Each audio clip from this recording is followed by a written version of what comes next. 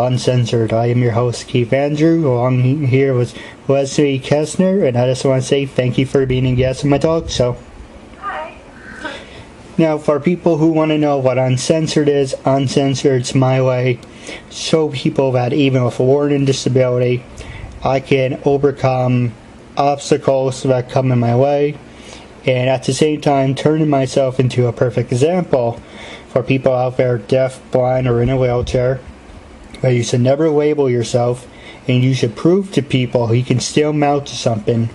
And that's exactly what I'm doing, just proving to people that, hey, I didn't go to college or have 10 years in this area, but look at what I accomplished.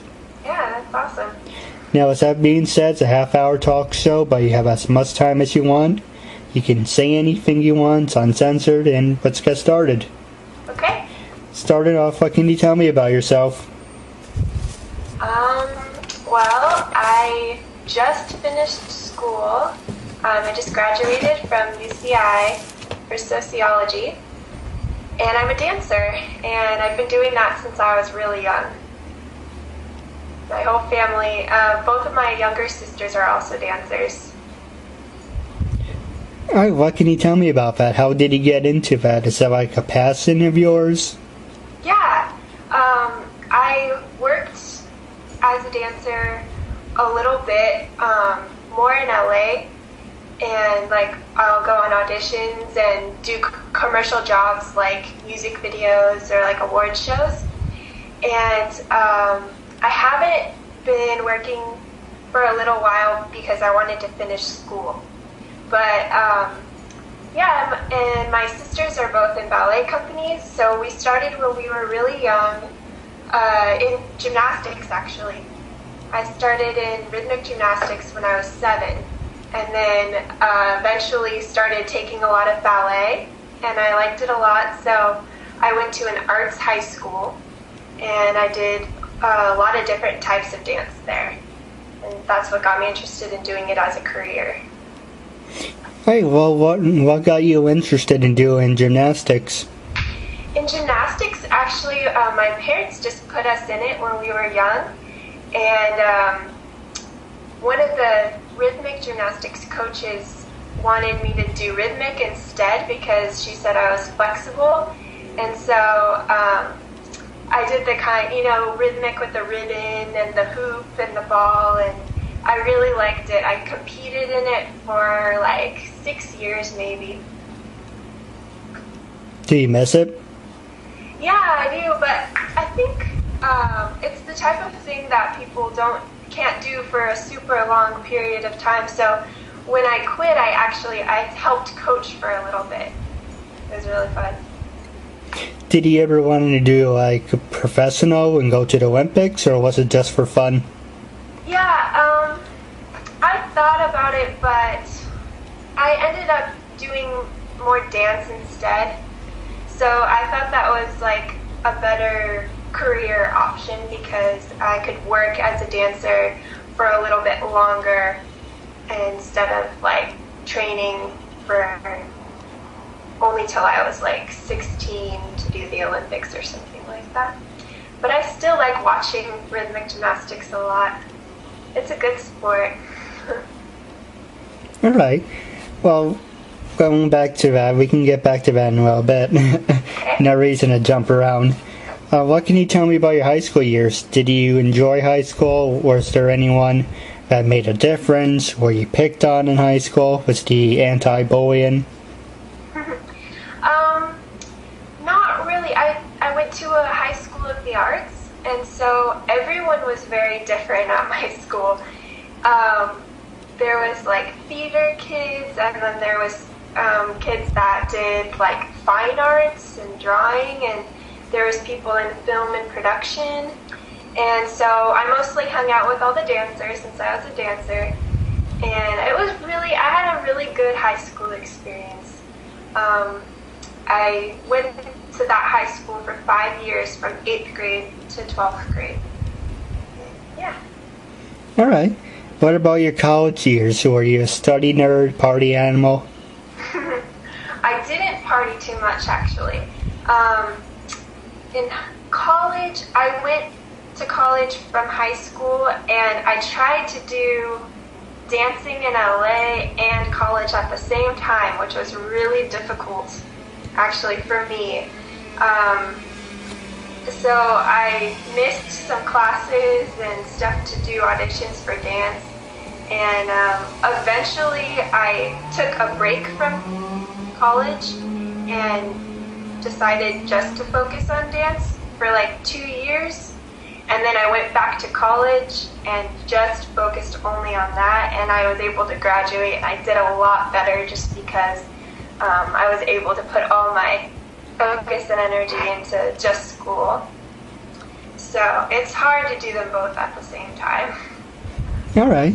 What about... I'm sorry, what was that?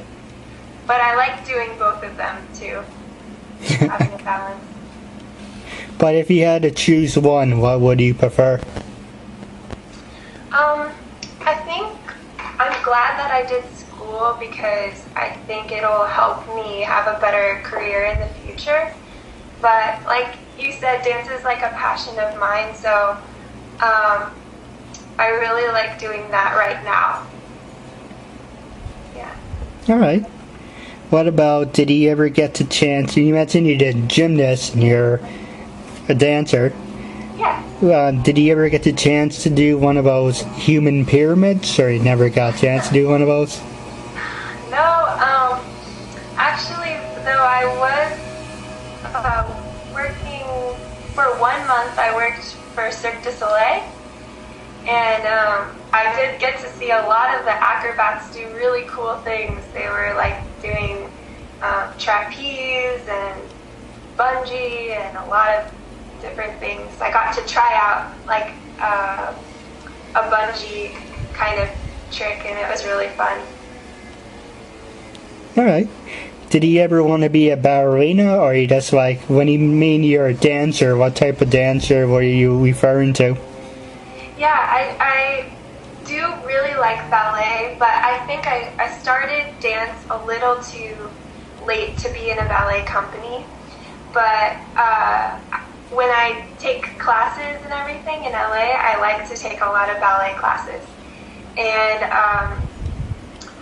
in the LA like commercial industry, I guess I do more like contemporary dancing and even some like Broadway type, depending on what the job is. Yeah. All right. Oh, just 2 more questions on the easy subjects. Okay. Oh, by the way, I was admiring your pictures in the background. They're really nice. Oh, thanks. What can you tell me about them? Or are they yours, or are someone else's? Oh, that on the wall right there? Yeah. Oh, those are my parents. Yeah, that's just some art they have in their room. I just wondering. So, like I said, 2 more easy questions, then we can go to the next chapter. Yeah. You gotta like these 2.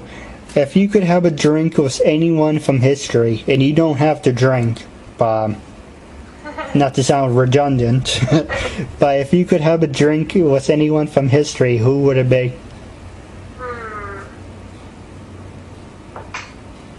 Let's see. Maybe, probably someone who, like an old choreographer, like an old ballet choreographer, like maybe like Marius Petipa or like Balanchine, or someone who started choreography for ballet a long time ago. I think it'd be interesting to know like their inspiration for their choreography. All right. What about if you could have a dream date with any famous celebrity? Who would it be? Who, like famous today? Well, famous today, back then.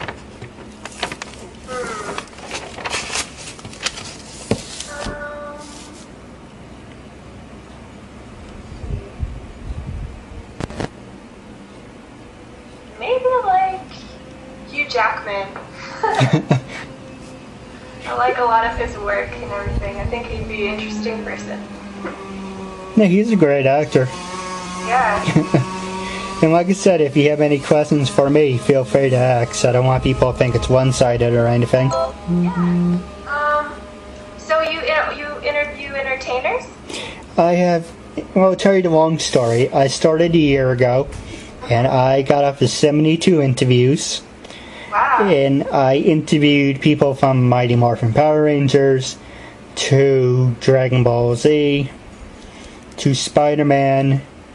And to answer your question, I interviewed a lot of entertainers, actors, actresses, models, fitness models, and I started recently, well, a couple months ago, to interview CEOs of different companies, so I'm starting to branch out. And that's just only recently. But a year ago, those people I mentioned, Power Rangers and Dragon Ball Z and everything. My mistake was I just did a normal phone conversations, and it wasn't like this at all. Right? That was my mistake. And people are like, "Oh, well, tell us what your audience is. Tell us what you're doing in this." It's like, I have no idea what I have an audience? Oh, wow, that's news to me. And yeah, my mistake was I couldn't get any sponsors because they said we couldn't work with someone who has no idea what they're doing. And I redid my work, and you're part of season 1, but I'm doing over. Oh, yay! And I'm very honored and privileged to have you on the show. And that's not going to win. It's just luckily people I interviewed for the first time were nice enough to do the interview over in this type of format. There were people who I did interview the first time who said, you know, I did it the first time because it sounded good at the time, but if you messed up, that's more your problem. We don't want to do it over, or if we didn't interview with you again, you have to pay for it. Oh. So, I met a lot of hypocrites, but it's good, I guess, because then it gives you the opportunity to just meet more people. That's true. Yeah. Okay, that's cool. So now you put them on YouTube or something? Well, I used to do just YouTube. I used to give people a rundown. Like, for example, I used to say, go to YouTube, okay? Type in KeithAndrewNetWork, okay? And you have to do this, you have to do that. And it's like, no, let's make it easier. Here's my website. So I just made KeithAndrewNetwork.com. And you go episodes, and you see all my episodes. I just start giving people a big headache as I was doing. I just made it easier. Yeah, that's good. All right.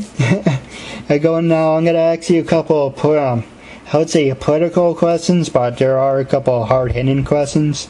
But like I said, you can pass on the ones you don't want to answer, or whatever you want to do. I'm very easy to work with. Okay. And the first one I'm going to ask you is, a lot of people on Facebook and social media seem to like this subject a lot. Where you stand on women's rights? I know it's not like the 1920s, women's rights belong in the kitchen or some shit like that. I don't, there's some people who actually still live in the past, but, dwell on the subject. How do you feel about it? Right, I guess, yeah, I believe in women's rights. I believe in equality for sure. I studied sociology of gender a little bit when I was in school, and I thought it was a really interesting subject because you don't realize, I guess how, there still is some equality issues today, even though all of the, it's post, feminism era, but, pay differences and stuff like that is still happening a lot, and, issues with, maternity leave, and so I think, as equal as possible is probably best. That's what I feel, but, yeah. You bring up a good point. When I worked in retail, as you can tell, I'm not a woman, but Well, on the subject, I can tell you a similar situation where, due to the fact that I have a learning disability, and people are like, oh, you get raises just because of your hard working, and I was like raking up sales, so over here and there. Guess how much my raise was? How much? 50 cents. Oh my gosh. And I was pissed. So I started at $8 and I got 50 cents, and I basically said to him, why am I getting 50 cents? Oh, because you're in a different category. So this is on your work performance. And I said, I made over 200 sales. He said, if I made 200, I will get $10. Yeah, this and that. Here's 50 cents. And I bit my lip. I said, I keep the fucking 50 cents. And he's like, excuse me? Oh, thank you for the 50 cents. But there were other people they would hire over me. And they would say, oh, how much are you getting paid? I'm getting paid $10. I'm getting paid $20. I'm getting paid this. What are you? Oh, $8. Oh, you're still getting paid minimum wage? And it's like, now why am I still working here? Yeah. But that brings up to my next point. It doesn't matter if you're a man or a woman. If you're capable of doing the work, you should be paid the same amount of money. Yeah, I agree. But, do you think, probably fun people listening, but what do you think? You think I was dicked over because they took advantage of me because I had a learning disability, and they think I couldn't do anything and they got me by the ropes? Yeah, I'm not sure what the circumstances were, but that doesn't sound very fair. So, yeah, if you're putting in the work, you deserve the same pay as what other people are getting, I think. That's true, and I was very passionate. I was there like every single day, even when days I wasn't supposed to work. I was there anyway, but it's whatever. It doesn't matter. Past is the past. Yeah. Don't mean to complain to you. I apologize. But our next subject, you gotta like this one. Well, most of the people do. Where do you stand on legalizing marijuana? Okay, well, I feel like we should probably decriminalize marijuana, but I'm not sure about legalizing it completely, because I think that the problem we have is that people getting caught for marijuana use and distribution, they all get stuck in jail or in prison with the same offenders that do much more criminal things, and then it makes them more violent people. And also our country spends so much money on jail for people that just committed using marijuana or something that's a little smaller. And I think we could benefit from making it not a criminal thing, but legalizing it would change things a lot. It would be more like alcohol use or something like that, right? Where, I don't know, teenagers would probably be buying it all the time, and I don't know how I feel about that. What do you think about that? Well, I think it should be, in some cases, legal. Think about it like this, smoking causes cancer from cigarettes. So does drinking causes liver damage. But those are legal. If you legalize marijuana and tax it, then the government makes money off of it. So it's not really that big of a deal. But if you're in your own house and you have your own pot and whatever, you can do whatever you want because you're in your own house. I think the issue with legalizing it's, and I heard this on the news, do you really want to be on an airplane where your pilot's smoking marijuana? Or you're in the taxi car and the taxi driver's smoking? You need have common sense when you gotta say these groups of people, okay, it's okay for them to do whatever, but if you're in a position where you're taking care of people, you can't dick around like that. You have to, be responsible. So you can't have it both sides. You need to be responsible with it, and at the same time, you can't misuse it. I think that if they're going to legalize it, there should be really a good plan to regulate it, like you said, because you don't want people driving around all the time like stoned, and there has to be a way to see how much people have taken in, and it would be a difficult thing, I think, but yeah. Well, while on the subject of being responsible, are you one of those people that text and drive, or you don't do that? I try not to very much. I'm guilty of occasionally sending one, but I'll try not to look at my phone too much unless I'm looking at directions or something like that. I put my phone down usually. Yeah, I think that can be a dangerous thing too. It really can. I was on a bus a long time ago, and this bus driver was looking at the road, and there's a couple of videos of it on YouTube for people who want to look it up. There's people texting and driving, and it's kind of like, why? Yeah. Oh, especially if you're responsible for a big group of people. It's ridiculous. But what about trying to look up a good one? You're gonna like this one. When you're driving around, how many asshole drivers have you went past or got behind you and you did ridiculous things? Well, LA is good area to meet some of those kinds of drivers.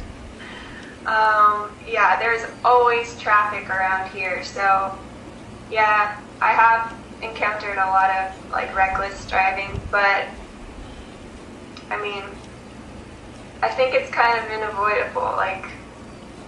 You're gonna see it no matter what, so you just have to be as safe as you possibly can around those types of people. That's true. You don't have control over people behind you or in front of you, so. Yeah, exactly. So I think it's best not to get worked up about it and just try to be safe yourself, not cause any other kind of accidents. I have a saying, and this isn't directed at you, because you said you were texting and driving. Just for an example, I said people who text and drive, people who speed and drive, people who smoke and drive, drink and drive, I just say they get what they deserve. Yeah. My grandfather had a saying too. He said, every time he used to see someone speeding up the hill or past his house, and it says, "I hope that asshole gets wrapped around a pole or something." They're like, "Oh, that's so terrible. Why can you say that?" And then later on, when you're growing up, you say the same exact thing. Yeah, just so that they don't hurt other people. But yeah. Our next question I was going to ask you is technology. You compare about 20 years ago, and for medical things, I think for technology, it came a long way. Video game-wise, Super Nintendo, Sega, but most importantly for health, for the hospitals and everything. Do you think that's the most important thing? Was the technology where you're using important things, or do you think at the same time we're kind of getting lazy and you're using it for stupid reasons? I mean, I think overall technology has helped a lot. We wouldn't have been able to do the Skype interview a long time ago. My sister was living in Russia for the past 2 years, and I got to Skype her every week because of this technology. So for me, I think personally it's helped it's helped me more than become a nuisance. But yeah, of course, there's like a lot of games and stuff that is probably not necessary because people aren't talking to each other in person and hanging out in person as much, I think. But I think overall it's a good thing. Yeah, I'll tell you a funny story. When I first got my first computer, before I got it, everyone was saying, my family, my brothers, and my sisters saying, "Oh, you have to get this webcam. It's so easy. You don't have to use a phone. Everyone's doing a webcam." When I got the webcam, no one does that anymore. Why did you even waste your money? And it's like when I got Skype, before I got Skype. Oh, that's the newest thing. Everyone's Skyping. You have to do this. Got Skype? No one does that anymore. It's like, oh, come on. But I like Skype. I like FaceTime because, especially Skype, it's free. You can talk to anyone around the world and you don't have to pay for it. Well, for the most part. Yeah, it's true. And it's nice to be able to see someone when you're talking to them instead of just over the phone or texting. It's hard to read people's emotions when you're just texting all the time. Now, I am guilty of that. I was a big fan of Instant Messenger. I had acquaintances because, high school friends. I didn't know if they were really friends or acquaintances. And I got upset and I said to him, crying. And I was a sad little happy face. And I was like, is this person actually crying or is he just screwing with you? And there's, you gotta like this one. There was this wrestler, John Cena. His gimmick, I used to dress up like him with the chain and the hat tailed sideways. And his gimmick was, you can't see me. So I remember texting my brothers when they were away at college. And I said, you can't see me. And he answered back, yes. Yes, I know. Yeah, not one of my smartest moments. Wrapping up, do you have any funny stories you like to share? Or incidents that happened that were pretty funny?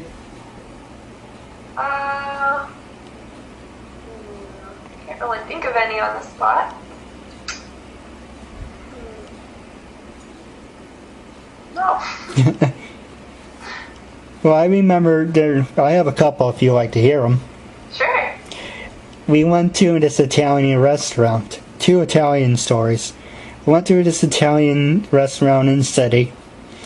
And I was like, oh, they have a chocolate mouse cake. And it said MOUSSE. And it said moose.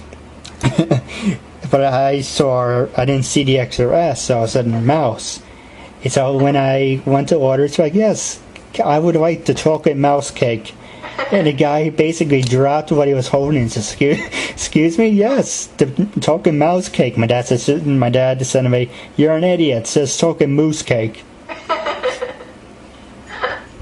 Every time, you gotta like this one. Let's see, there's the Lobster Pier. That's a seafood place down the road from me. And there's an Italian place, and they have 2 soups that are similar. Shrimp brisk and lobster brisk. And both times while I was there, you can imagine, I'm sorry about someone was yelling at me from outside. No, I have no privacy in this house. But they said for both times, yes, can I get the lobster and shrimp bitch? And it's like, what? Yes, it says right here, lobster bitch, B-I-C, it's brisk. It's like, if you can't say it, just don't say it at all. Just point.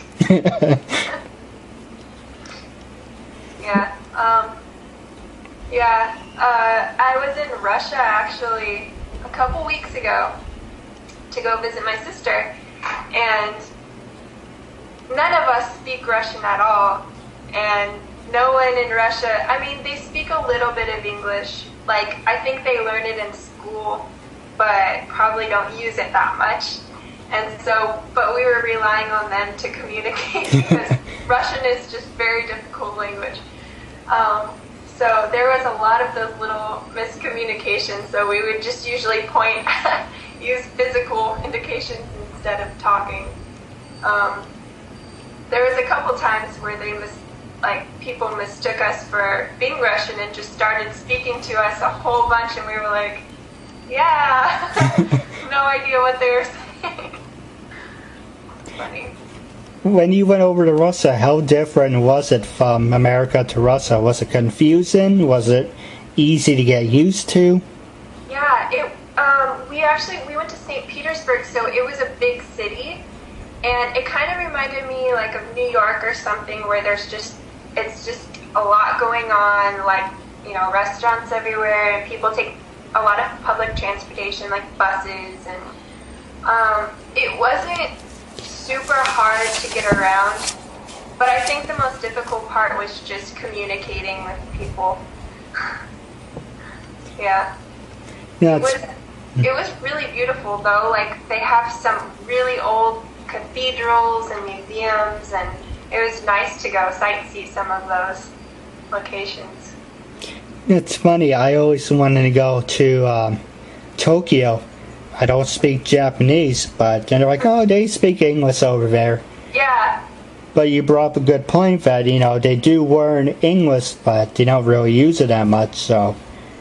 Was it kind of intimidating in the beginning, or did you have to learn how to speak Russian, or did you have to find the ones that spoke English? Yeah, we mostly just found ones that spoke English, but we would learn, just thank you and please and very small words, because it's difficult language to take on, I think. Yeah, it was very different, but it was a cool experience. all right. Well, wrapping up, do you have anything you want to say to your friends or fans out there? Oh, no. Hi, and thanks for watching the interview.